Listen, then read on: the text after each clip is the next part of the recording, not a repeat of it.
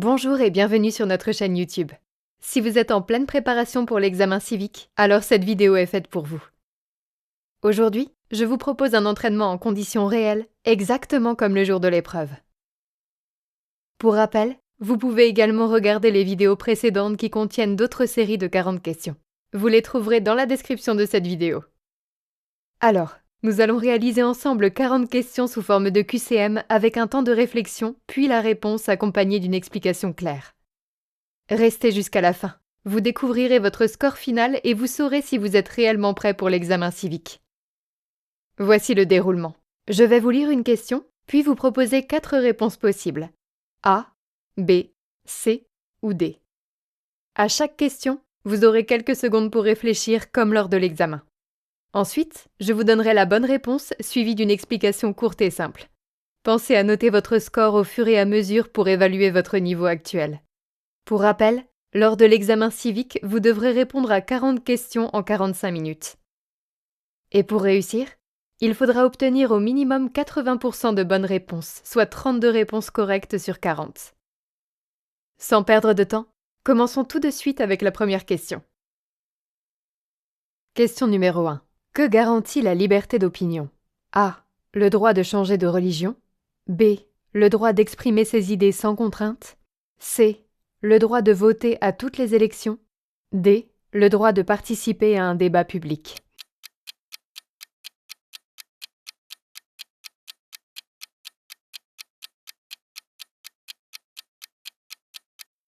La bonne réponse? B. Le droit d'exprimer ses idées sans contrainte. Explication. La liberté d'opinion permet à chacun d'avoir et d'exprimer ses idées ou croyances sans être censuré ni puni. Question numéro 2. Que protège la liberté de la presse? A. La liberté de publier des informations et opinions sans censure. B. Le droit de ne pas payer les impôts. C. Le droit de critiquer sans respecter la vérité. D. Le droit d'interdire certains journaux.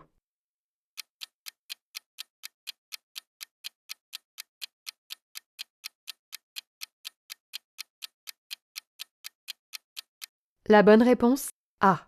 La liberté de publier des informations et opinions sans censure. Explication. La liberté de la presse garantit la publication d'idées et d'informations sans censure du pouvoir, dans le respect de la loi.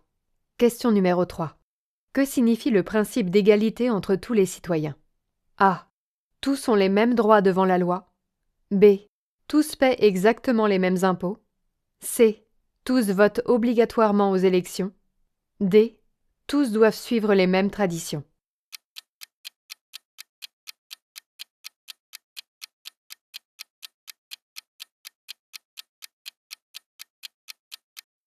La bonne réponse?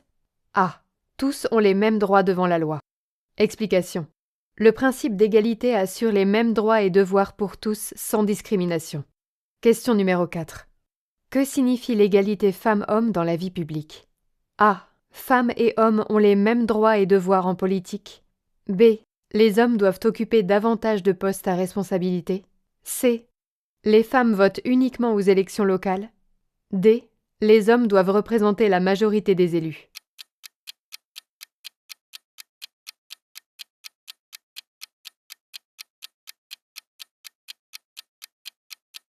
La bonne réponse? A. Femmes et hommes ont les mêmes droits et devoirs en politique. Explication. L'égalité garantit l'accès et la participation identique des femmes et des hommes à la vie politique. Question numéro 5. Que représente la fraternité comme valeur républicaine? A. La solidarité et l'entraide entre citoyens. B. La liberté d'expression pour tous. C. L'égalité devant la loi. D. Le respect des institutions.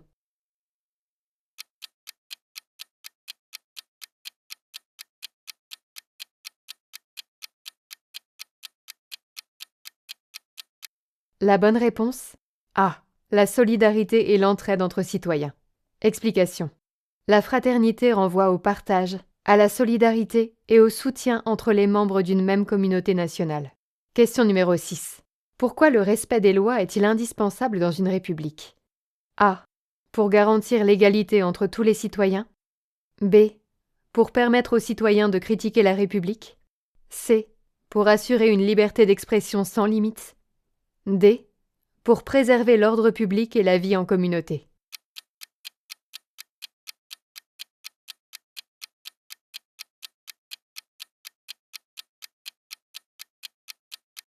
La bonne réponse? D. Pour préserver l'ordre public et la vie en communauté. Explication. Le respect des lois permet d'assurer la paix sociale et une coexistence harmonieuse. Question numéro 7. Quelle peut être la conséquence d'une infraction à la loi? A. Une amende ou une peine de prison. B. Une récompense financière. C. Une promotion professionnelle. D. Une exonération d'impôts.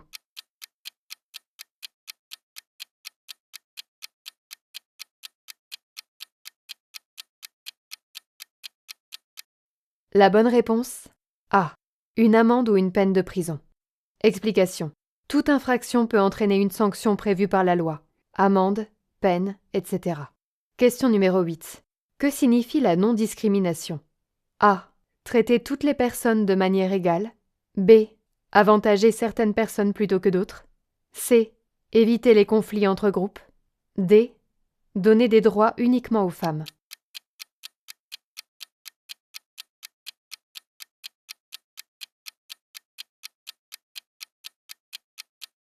La bonne réponse? A. Traiter toutes les personnes de manière égale. Explication. La non-discrimination impose un traitement égal, sans favoritisme ni exclusion fondée sur des critères interdits. Question numéro 9. Qu'est-ce qu'un projet de loi et qui en est à l'origine? A. Une proposition de loi rédigée par le gouvernement. B. Un texte législatif proposé par un député ou un sénateur. C. Une initiative populaire. D. Une loi votée uniquement par le président.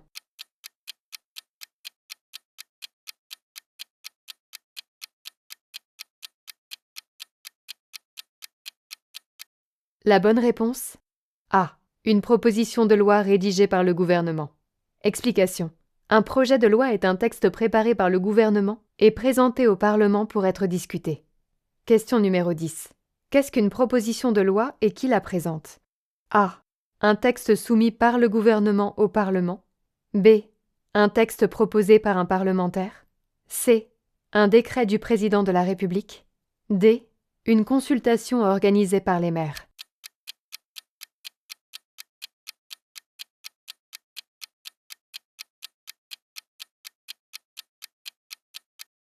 La bonne réponse? B. Un texte proposé par un parlementaire.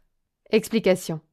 Une proposition de loi vient d'un député ou d'un sénateur et peut être débattue au Parlement. Avant de passer à la suite, je tiens à attirer votre attention sur un point essentiel.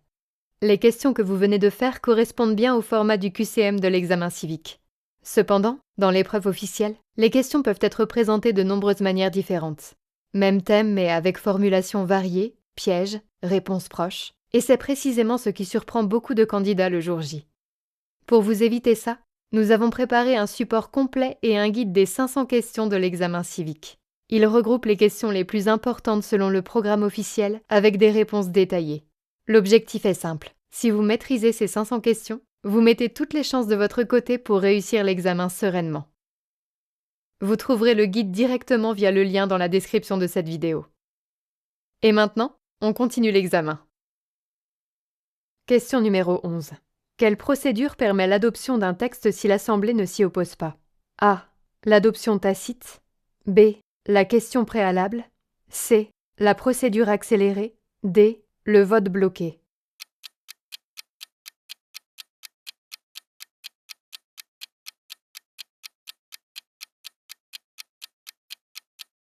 La bonne réponse?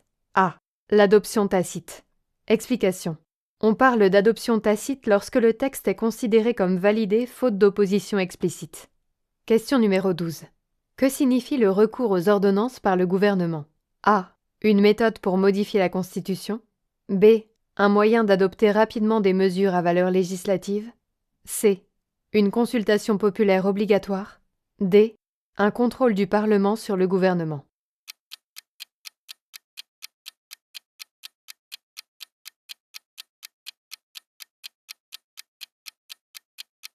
La bonne réponse? B. Un moyen d'adopter rapidement des mesures à valeur législative. Explication. Les ordonnances permettent au gouvernement de prendre des mesures rapides dans un cadre prévu par la loi. Question numéro 13. Quel est le rôle du préfet sur le territoire? A. Rédiger les lois nationales. B. Représenter l'État dans le département. C. Diriger les collectivités territoriales. D. Organiser les élections locales.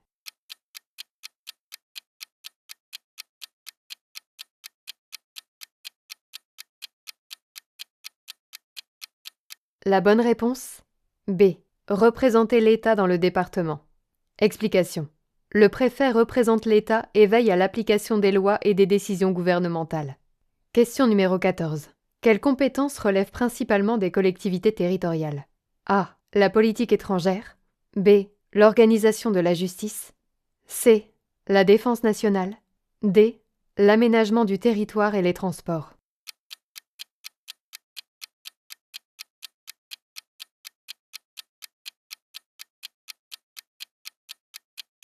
La bonne réponse? D. L'aménagement du territoire et les transports. Explication. Les collectivités territoriales gèrent de nombreux sujets locaux. Transport, aménagement, équipement public, etc. Question numéro 15. Quelles sont les principales collectivités territoriales en France? A. La commune, le département, la région. B. Le canton, l'arrondissement, la province. C. La métropole, la zone, le district. D. Le territoire, la ville, la province.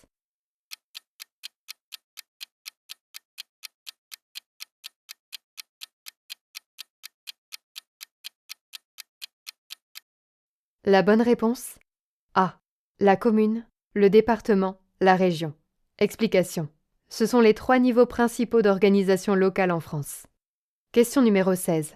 Quel est le rôle d'une commune? A. Organiser les élections nationales. B. Gérer les services locaux et la vie quotidienne des habitants. C. Définir la politique étrangère. D. Commander les forces armées.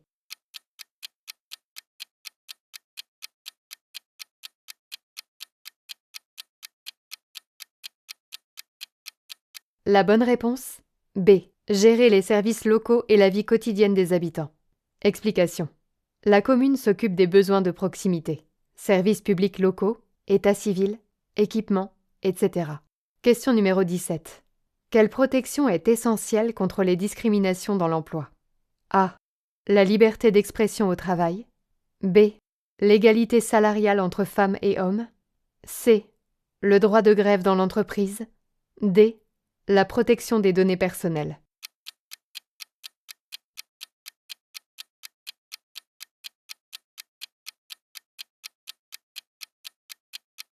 La bonne réponse? B. L'égalité salariale entre femmes et hommes. Explication. L'égalité salariale impose un salaire équivalent pour un travail égal, sans distinction de sexe. Question numéro 18. Qu'est-ce que la discrimination selon la loi? A. Traiter différemment selon l'âge ou la religion, c'est autorisé. B. Favoriser uniquement selon les qualités, sans règle. C. Traiter différemment une personne pour des motifs interdits. D. Choisir librement sans aucune limite.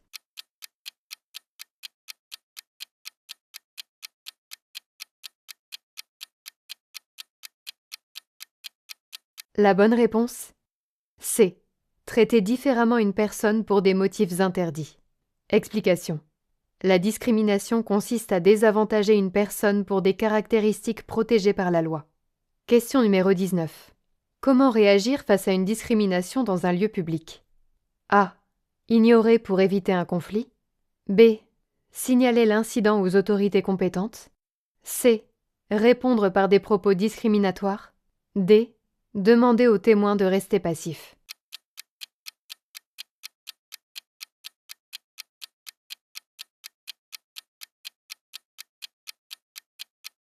La bonne réponse? B. Signaler l'incident aux autorités compétentes. Explication. Signaler permet d'agir efficacement contre la discrimination sans aggraver la situation. Question numéro 20.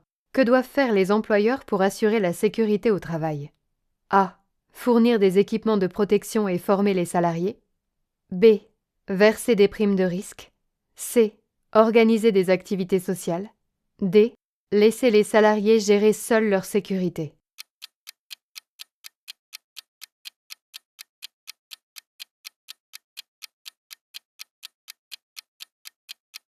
La bonne réponse? A. Fournir des équipements de protection et former les salariés. Explication. L'employeur a une obligation de prévention. Matériel adapté, formation, règles de sécurité. Question numéro 21. À quoi sert principalement la cotisation retraite? A. Financer l'assurance chômage. B. Garantir une pension lors du départ à la retraite. C. Aider les propriétaires à acheter un logement. D. Rembourser les soins de santé.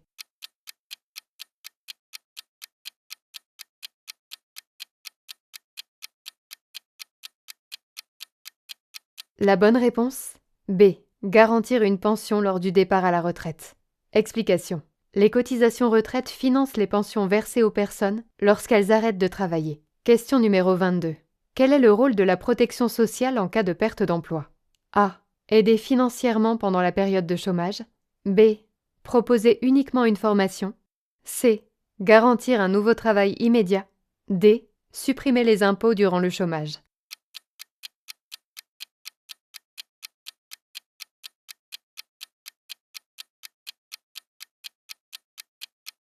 La bonne réponse? A. Aider financièrement pendant la période de chômage. Explication. La protection sociale peut apporter une aide financière pour soutenir la personne durant le chômage. Question numéro 23. Quelle obligation fiscale concerne les résidents en France? A. Déclarer et payer l'impôt sur le revenu en France. B. Déclarer uniquement à l'étranger. C. Ne jamais payer d'impôt en France. D. Payer uniquement l'impôt foncier.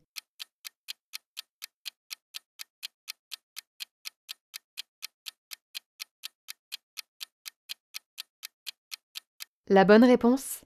A. Déclarer et payer l'impôt sur le revenu en France. Explication.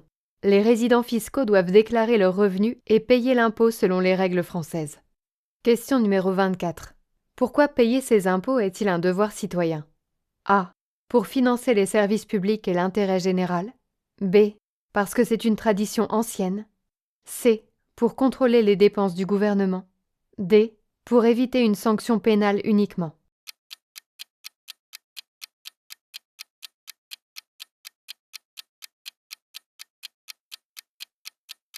La bonne réponse? A. Pour financer les services publics et l'intérêt général. Explication. Les impôts financent l'école, la santé, la sécurité, les infrastructures et les services utiles à tous. Question numéro 25. Quel événement a contribué à la formation des royaumes menant à la France? A. La Révolution française. B. La guerre de Cent Ans. C. Le traité de Verdun. D. Le règne de Louis XIV.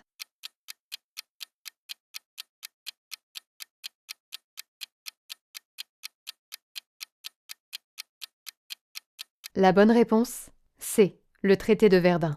Explication. Le traité de Verdun, 843, divise l'Empire carolingien, ouvrant la voie à la formation de royaumes dont la France. Question numéro 26. Quelle est l'importance de la Loire en France? A. Le plus long fleuve de France, important en histoire et géographie. B. Un petit fleuve côtier sans rôle historique. C. Une rivière qui traverse uniquement Paris. D. Le principal fleuve navigable de Provence-Alpes-Côte d'Azur.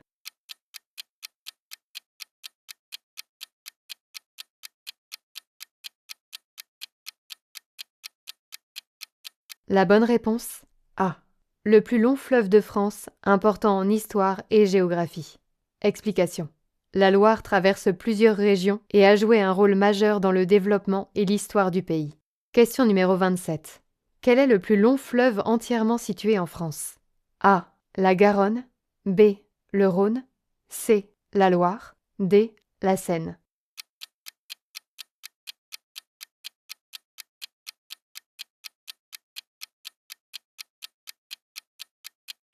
La bonne réponse? C. La Loire. Explication. La Loire est le plus long fleuve intégralement français avant de se jeter dans l'océan Atlantique. Question numéro 28. Quelle chaîne de montagnes sépare la France de l'Espagne? A. Les Alpes. B. Les Pyrénées. C. Les Vosges. D. Le Massif central.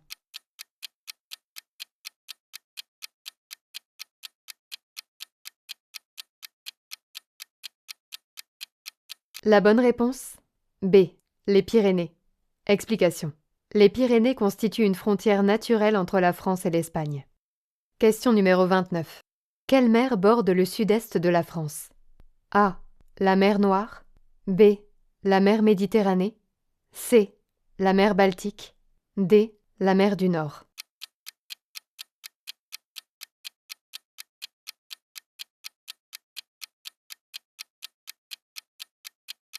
La bonne réponse? B. La mer Méditerranée. Explication. La Méditerranée longe la côte sud-est et influence le climat de cette région. Question numéro 30. Quelle est la capitale de la France et pourquoi est-elle importante? A. Lyon, centre économique. B. Marseille, grand port. C. Paris, capitale historique et culturelle. D. Bordeaux, ville viticole.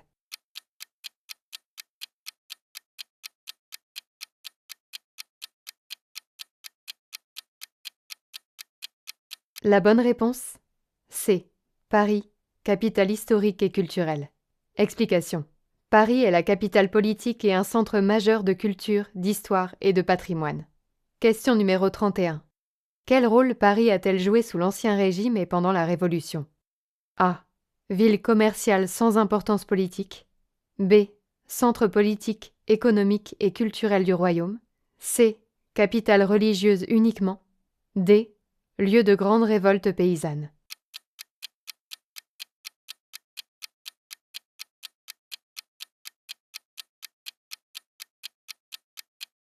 La bonne réponse?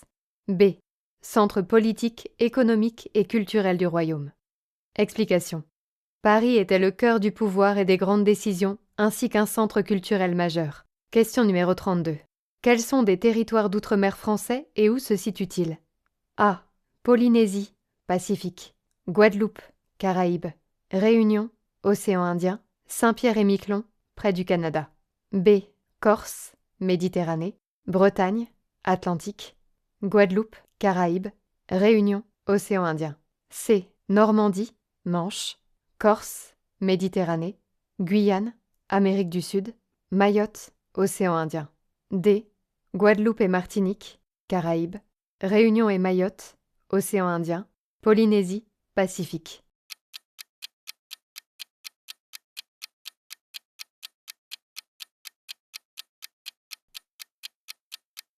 La bonne réponse? D. Guadeloupe et Martinique, Caraïbes. Réunion et Mayotte, Océan Indien. Polynésie, Pacifique. Explication. L'outre-mer regroupe des territoires français situés dans différentes zones du monde, montrant la diversité géographique de la France. Question numéro 33. Quels devoirs les adultes ont-ils pour protéger les mineurs dans les lieux collectifs? A. Ne rien faire, ce n'est pas leur rôle. B. Informer les mineurs de leurs droits uniquement. C. Veiller à leur sécurité et à leur protection. D. Autoriser leur sortie sans surveillance.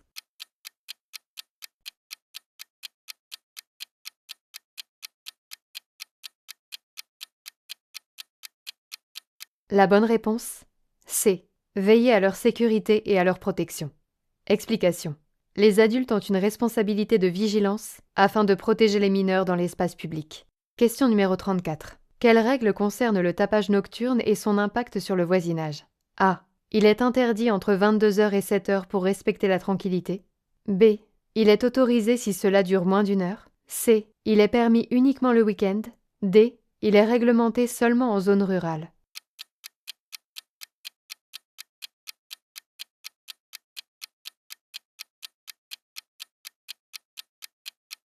La bonne réponse? A. Il est interdit entre 22h et 7h pour respecter la tranquillité. Explication. Le tapage nocturne porte atteinte au repos des voisins et peut entraîner des sanctions. Question numéro 35. Quelle démarche est la plus adaptée pour signaler une discrimination au travail? A. Alerter l'inspecteur du travail. B. En parler seulement à des collègues. C. Le signaler au conseil municipal. D. S'adresser au défenseur des droits.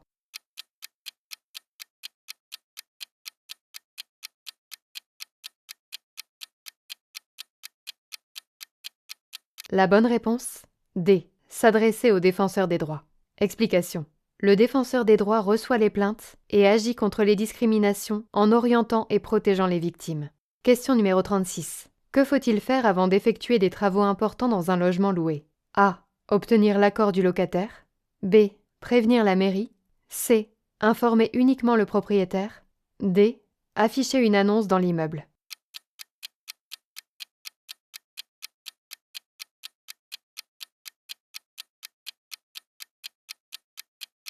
La bonne réponse? C. Informer uniquement le propriétaire. Explication. Des travaux importants nécessitent l'accord du propriétaire et le locataire doit être informé selon les règles du bail. Question numéro 37. Quel comportement favorise l'égalité femmes-hommes dans une association? A. Favoriser uniquement les hommes lors des recrutements. B. Proposer des formations identiques aux femmes et aux hommes. C. Écarter les femmes des postes à responsabilité. D. Ne pas informer sur les droits liés à l'égalité.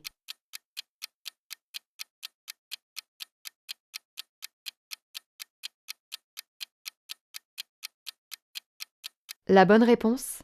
B. Proposer des formations identiques aux femmes et aux hommes. Explication.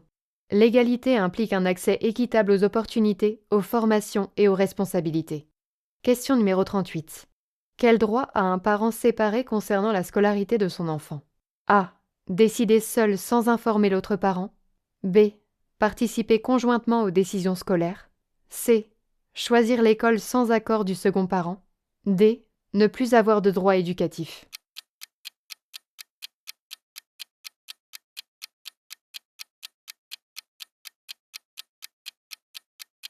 La bonne réponse? B. Participer conjointement aux décisions scolaires. Explication. Les décisions importantes concernant l'enfant se prennent en général avec l'accord des deux parents. Question numéro 39. Quelles règles un bénévole doit-il respecter pendant sa mission associative? A. Respecter le secret professionnel. B. Exiger un salaire. C. Demander des congés payés. D. Ignorer les consignes de sécurité.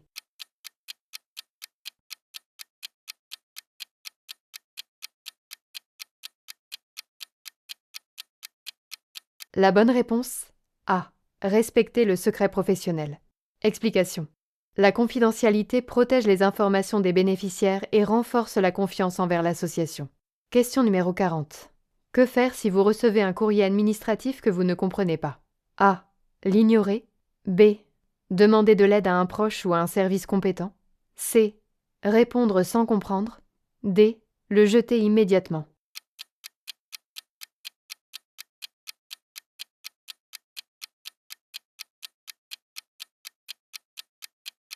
La bonne réponse? B. Demander de l'aide à un proche ou à un service compétent. Explication. Se faire aider permet d'éviter des erreurs et de suivre correctement les démarches demandées. Bravo d'être allé jusqu'au bout des 40 questions. Prenez quelques secondes pour compter vos bonnes réponses et situer votre niveau. Si votre score est entre 30 et 40 bonnes réponses, excellent. Vous êtes clairement prêt ou prête pour l'examen civique 2026. Entre 20 et 29, c'est bien. Mais continuez à vous entraîner pour être totalement à l'aise. Moins de 20, ne vous inquiétez pas. C'est normal au début. Refaites cette vidéo plusieurs fois et vous allez progresser rapidement. Écrivez votre résultat en commentaire. Je réponds personnellement à chacun et chacune. Et surtout, pensez à enregistrer cette vidéo pour la revoir régulièrement et vous abonner sur cette chaîne parce que les prochaines vidéos contiendront de nouvelles séries de questions, des examens blancs et des explications officielles.